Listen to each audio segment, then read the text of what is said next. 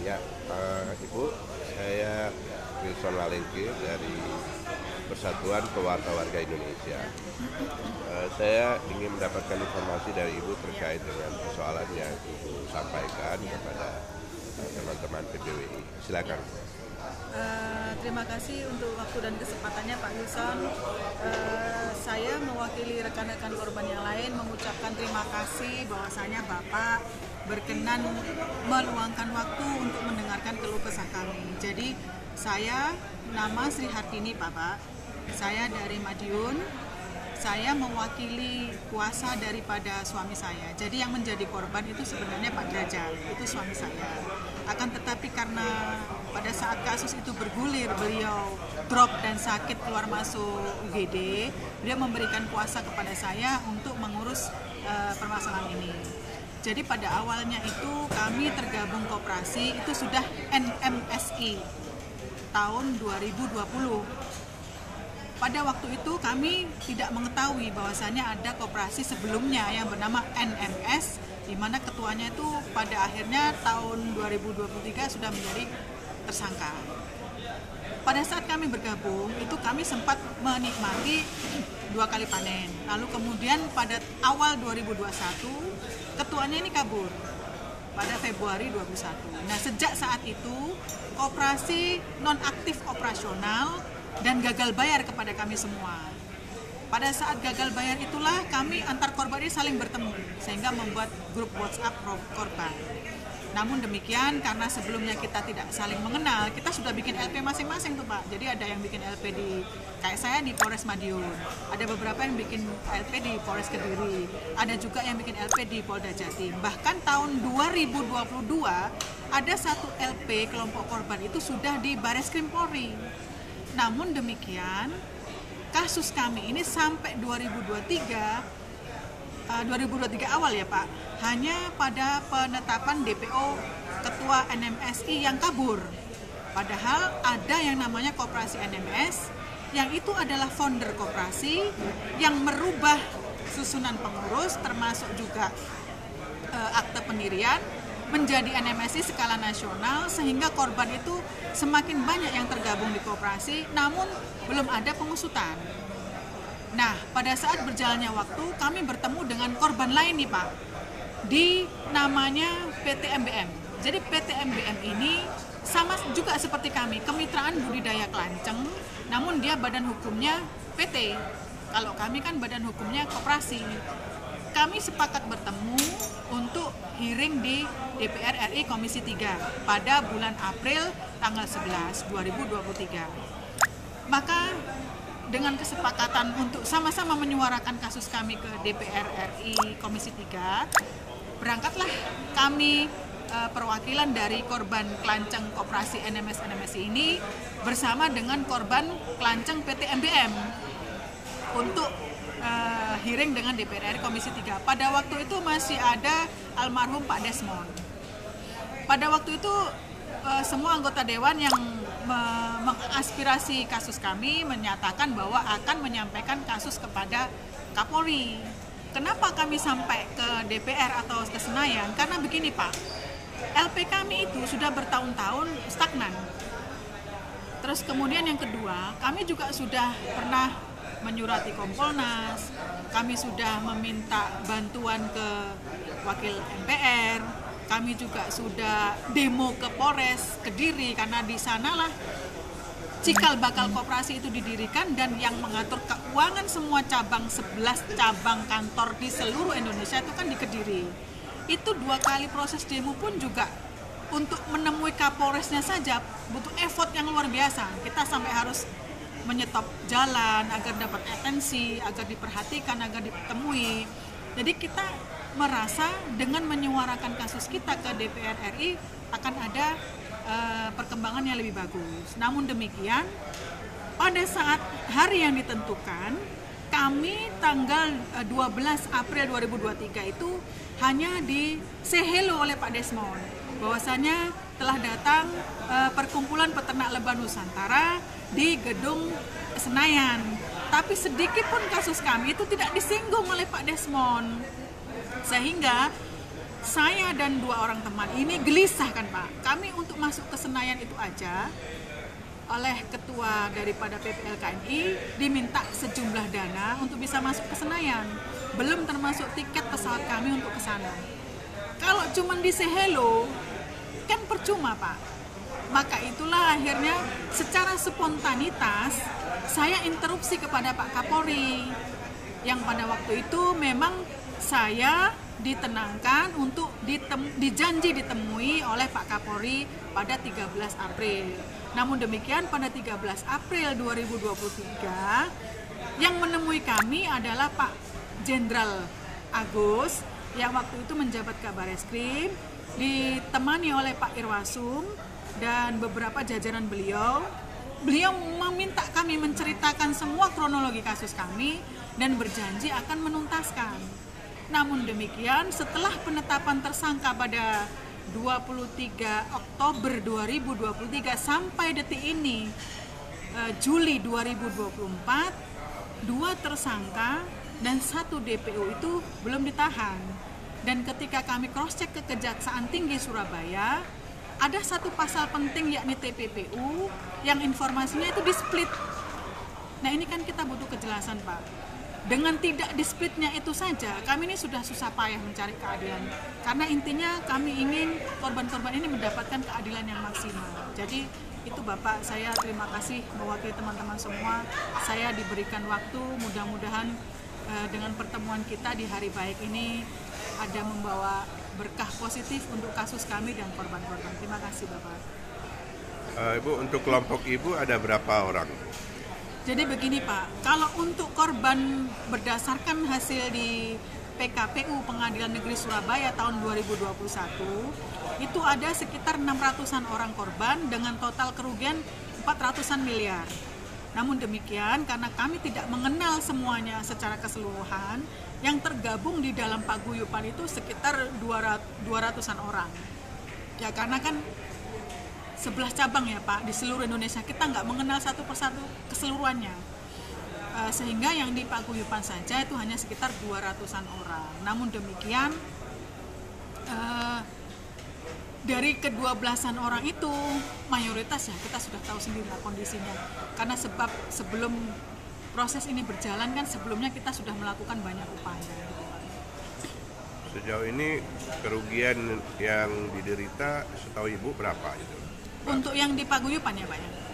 Ya, pokoknya yang Ibu tahu aja. Kalau yang setahu saya, jadi yang setahu saya Bapak, itu yang sesuai hasil audit Bareskrim Polri di akuntan Lukmanul Muslim pada tahun 2023 itu sekitar 250-an miliar.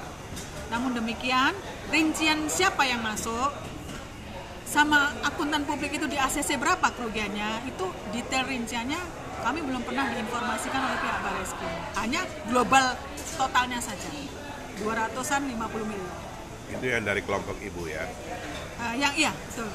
Ya, berarti di luar kelompok Ibu ada lagi korban? Tentunya Pak, karena pada waktu pihak Bareskrim itu meminta kami mengumpulkan data untuk mengajukan klaim kerugian, banyak yang pesimis Pak. Istilahnya tidak percaya lagi dengan kepolisian. Ada yang juga sudah malas untuk repot mondar-mandir ngurus. Ada juga yang dokumennya sudah hilang dan beberapa kan sudah wafat Pak. Ada yang wafat karena sakit, ada yang bahkan bunuh diri. Jadi perbedaan antara jumlah klaim di Bareskrim dengan di PKPU itu karena itu tadi tidak secara keseluruhan serta-merta mengajukan klaim.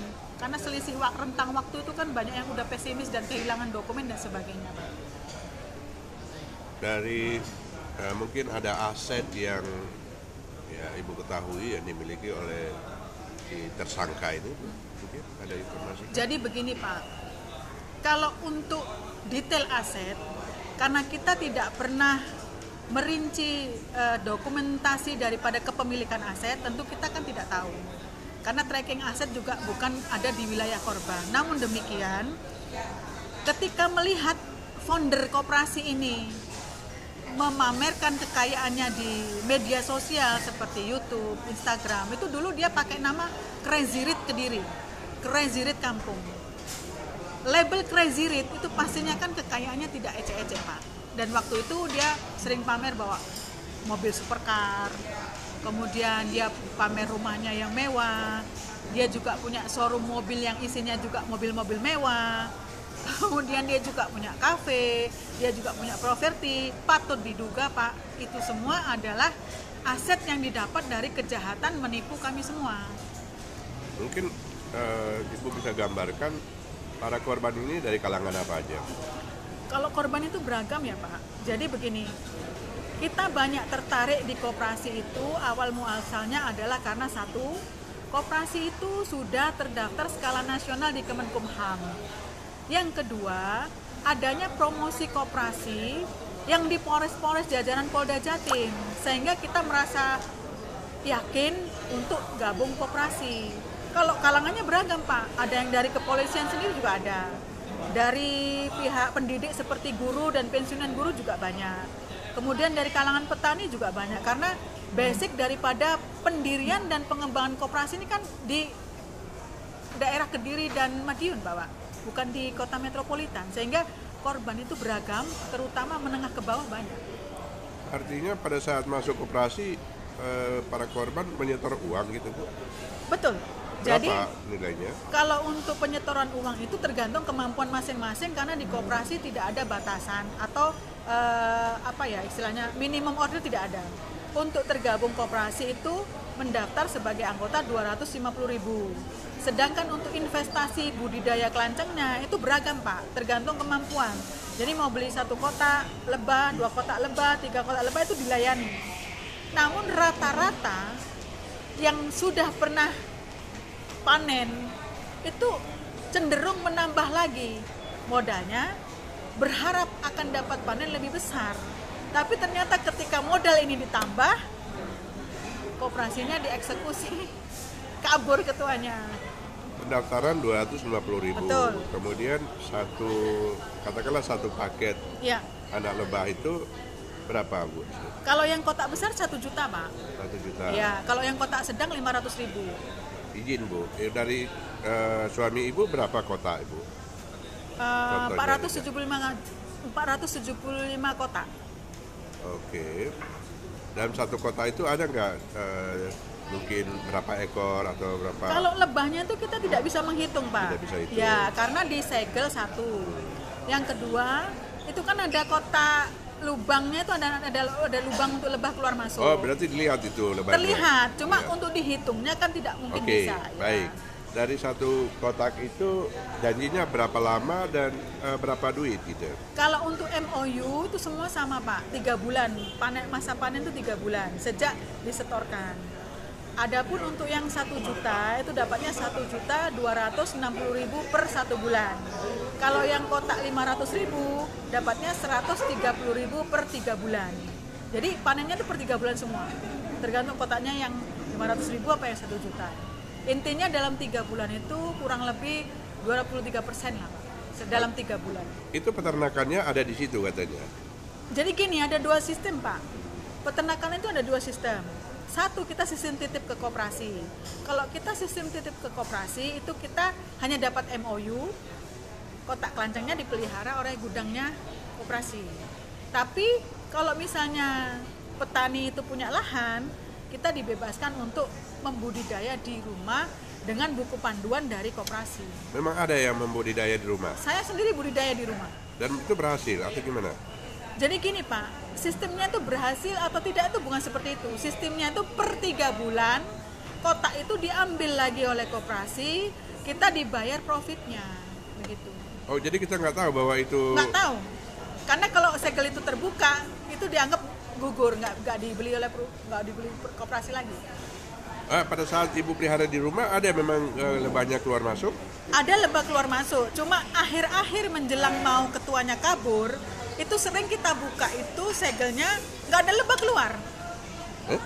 Berarti ada, tapi gimana? Ada atau tidak lebahnya di dalam? Pada waktu awal-awal sebelum ketuanya kabur, itu memang aktivitas lebah banyak.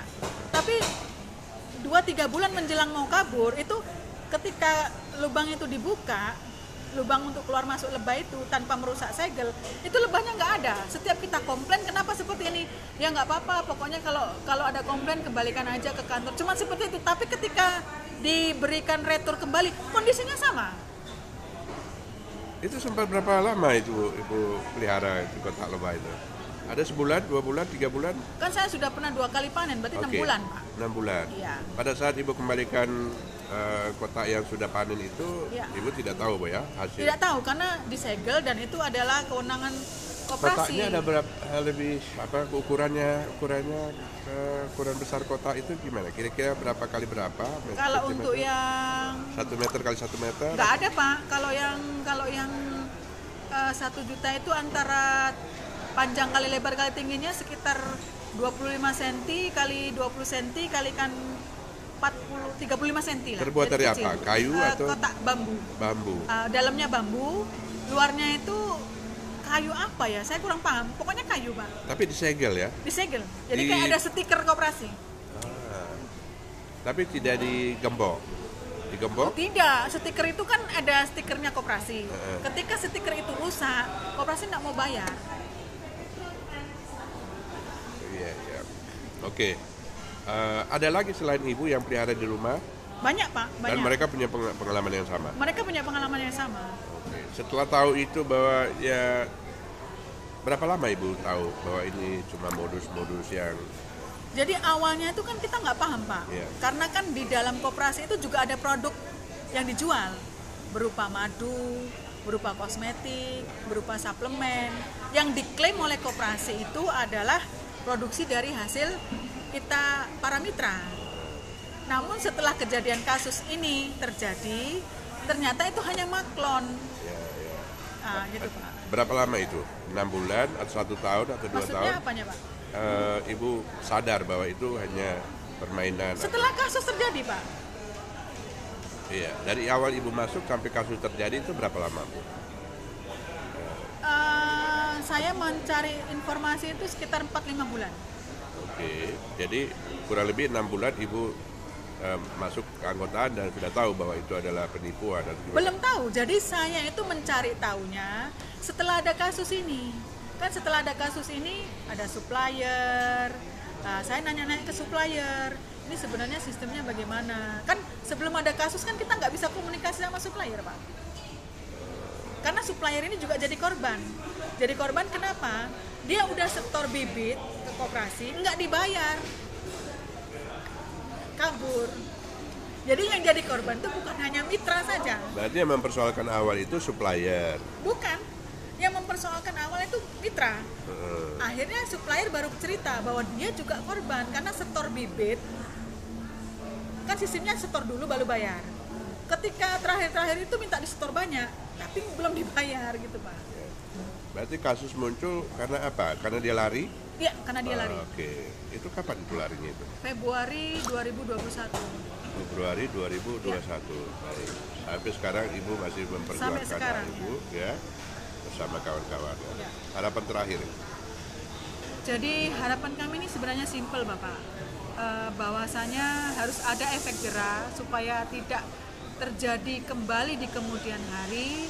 Pelaku harus mempertanggungjawabkan perbuatannya, dan itu kami harapkan pihak penyidik, pihak kepolisian untuk betul-betul maksimal karena korbannya ini beragam. Ada yang sampai bunuh diri, ada yang stres, ada yang sampai sekarang ini harus numpang hidup sana sini karena rumahnya tersita bank. Itu kan istilahnya sangat tidak manusiawi kalau sampai akhirnya kepolisian tidak mampu menuntaskan kasus ini, Pak. Ke Kapolri misalnya Ibu, barangkali ada pesan khusus Kapolri Ibu sudah ketemu dia. Saya belum pernah sempat ketemu beliau. Beliau hanya sempat melambaikan tangan ketika saya interupsi bahwasannya beliau akan menemui, dan sampai saat ini saya belum sempat ditemui. Harapan saya adalah ketika beliau mengutus Bapak Jenderal Agus sebagai Kabar Eskrim pada waktu itu, mohonlah Pak dituntaskan sungguh-sungguh kasus ini karena ini menyangkut masyarakat, korban banyak, bahkan dari pihak pensiunan Polri pun banyak. Kami mohonlah, maksudnya kebijaksanaan dari Pak Kapolri untuk kasus yang sebenarnya mudah ini jangan dipersulit, Pak. Cukup Ibu? Iya. Oke. Terima kasih banyak.